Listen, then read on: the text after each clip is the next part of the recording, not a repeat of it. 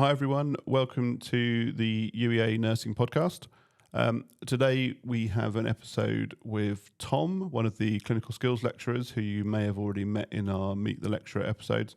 Tom's going to be here to talk to us about the transition between using your skills in a safe skills session at the university and then going out and using those in practice. Mm-hmm. So welcome, Tom. Thanks for coming in to talk to us about using skills out on placement. Yep. No problem. So the reason we wanted to talk to you about this is often there's a bit of a gap. We've given someone the theory, we've given someone the practical session.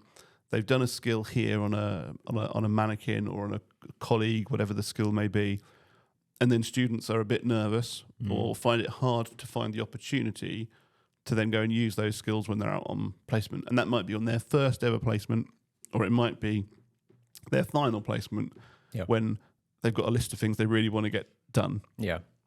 So what we would like to do with you, and the reason we've asked you to do it is because you've got experience of teaching the skills here and being the clinical educator out in practice. Mm-hmm.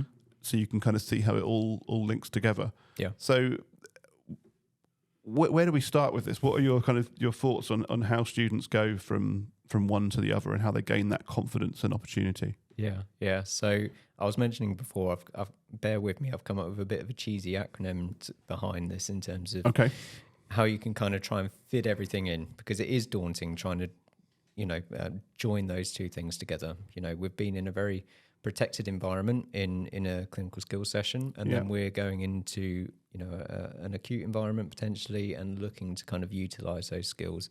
And this is a living and breathing workforce that we're now dealing with, and lots of human factors are involved in that. So it can be quite intimidating. The first thing, I'd go back to my previous final point, which is to be kind to yourself. Just take stock of what you're trying to achieve. Look at your practice assessment document. That's going to be a big part of it. So the acronym I'll use is don't forget your PPE. Don't forget your PPE. Don't forget your PPE. We're in nursing. We can never forget our PPE. Yeah. So we're not talking about aprons, are we? We're not. No, not this time. Not this time. There'll be plenty of chances for that when people work with me in skills sessions, but not this time. So we're going to talk about preparation, planning, and enthusiasm. So you're probably wondering, what am I going on about now? So with preparation, it's a case of looking at the speciality of the area that you're going into. So you will receive notification from the placements team of your placement area. So you will go in knowing, a certain amount of information. And we go back to looking at your practice assessment document as well. So what is happening regularly in my speciality that I'm going to? I may need to do some further reading to fully understand that. I may need to make contact with my placement area beforehand and establish some early information in terms of who's going to be my assessor, what's my first week's rota, that type of thing. But then I can ask a couple of questions and just get to know the speciality a little bit more. And how can I relate that to my skills document, my proficiencies? And how might people find that out? So say they've got an allocation to a trust and they've got the name of a ward. Yeah. And the ward name gives nothing away. Yes. How would they find out what that ward entails? What happens there? Well, with the majority of our placement areas, they will have a trust website that you can visit, and you normally get a little bit more information about the speciality itself from that. You can't beat a good phone call, I think. There will be email sort of details provided by the placements team through Blackboard. But you can't beat making a phone call and asking to speak to the lead for your placement area and just asking for some more information. Yeah. Even if that's just some initial gambits so that you can then do some further reading yourself. I think that kind of puts you in a really good light. It shows that you're enthusiastic. It shows that you're wanting to sort of learn more before you start. You don't need to go into too much depth with that. You don't need to try and, almost pass before you go in the front door. Yeah, no one's expecting you to know everything when you turn up. Exactly. No. It's just a way that you can prepare yourself a little bit before you go in. So a little bit of preparation.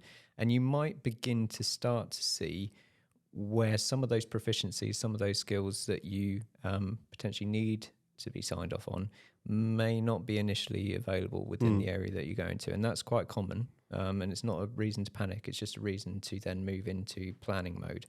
Yeah. So in terms of planning, it's about having a good conversation with your assessor in your first week for your initial meeting, and outlining your objectives for that placement, looking through that document together and thinking, how are we going to achieve each of these?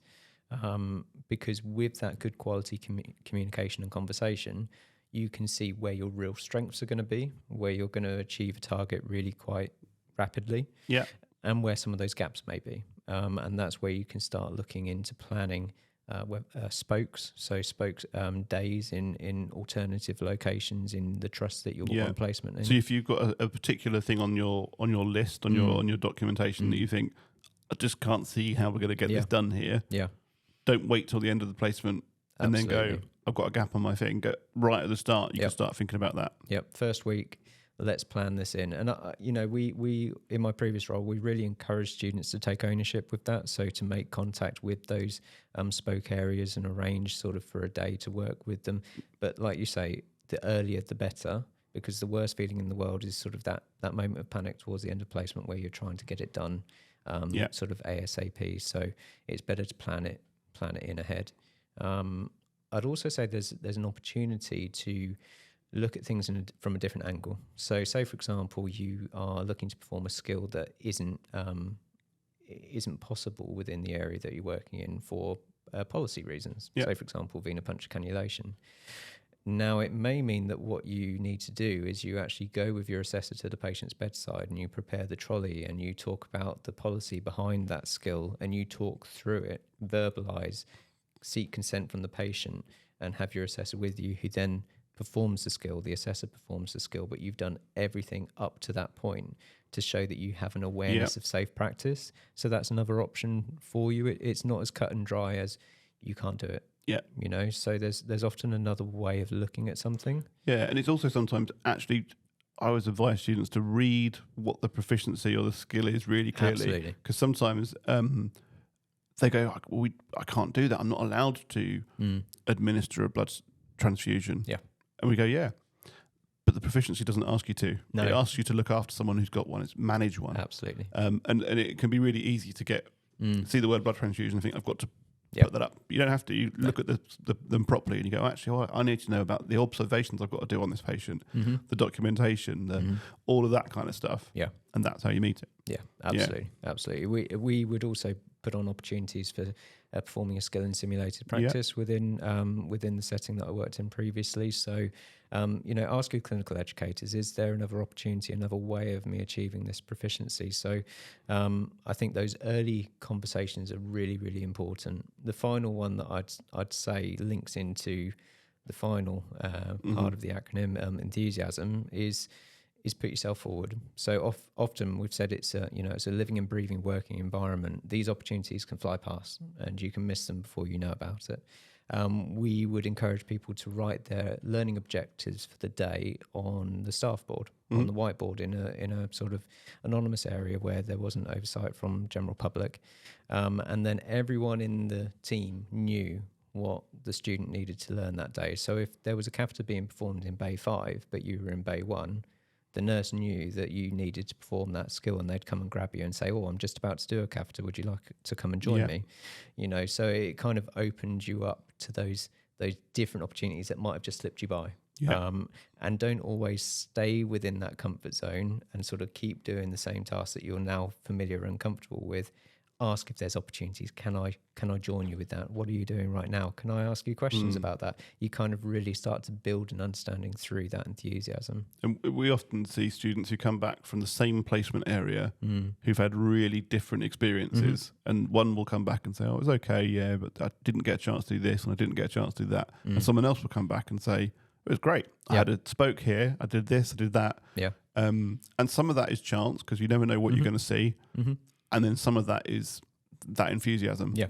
That student B may have put themselves forward far more or been more comfortable in asking to go and do something than student A.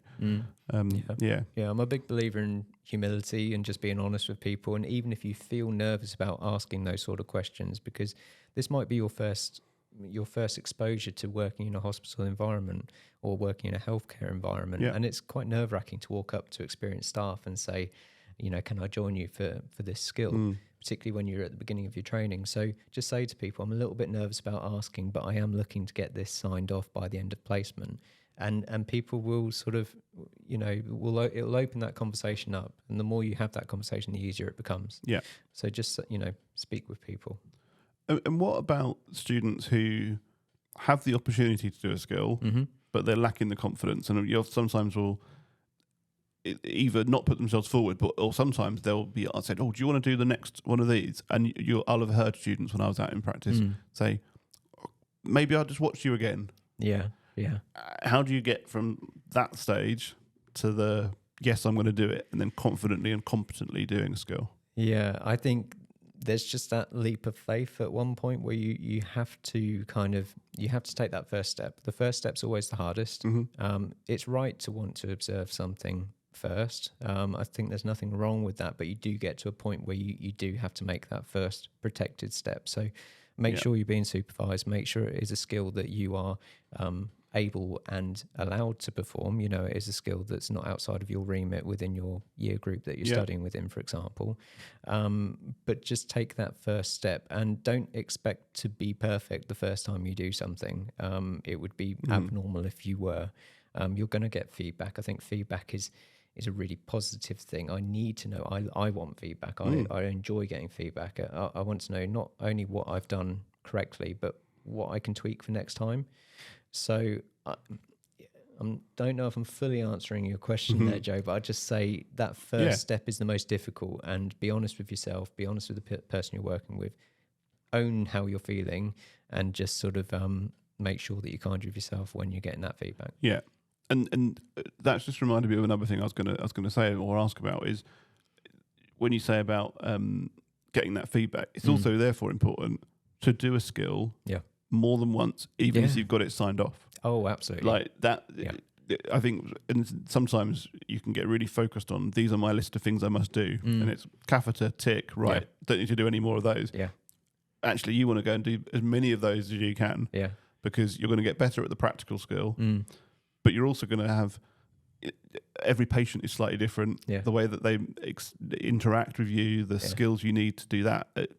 Don't just do things once. Is that reasonable advice? Oh, definitely. Can you imagine if you were doing your driving lessons and you only did a parallel park once, and then you said, right, I've done parallel park once, now I'll be fine when I come to my test.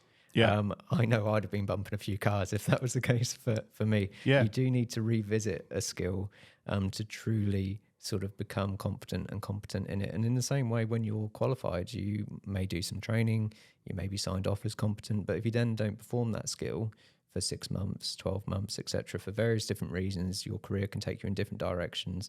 You need to sort of revisit that training again, revisit that competency again. It's just natural human nature that you need exposure to a skill to be able to become competent. Yeah. And then just thinking a little bit more broadly, just about if you are struggling to find the opportunity, or the confidence or whatever it might be to do one of these skills in practice, who can they contact for support? Who would a student go to if they felt overwhelmed by it? Yeah. So there's a few people. So certainly your assessor in practice, I'd say, is your first person to have that discussion with. Your supervisor who you're working alongside that day. Yeah. If it's sort of something that's been ongoing for a little while, you've had support from that team, you just feel that you need a little bit more on top, I'd say your clinical educator in practice is a fantastic resource, and then your link lecturer, academic assessor as well.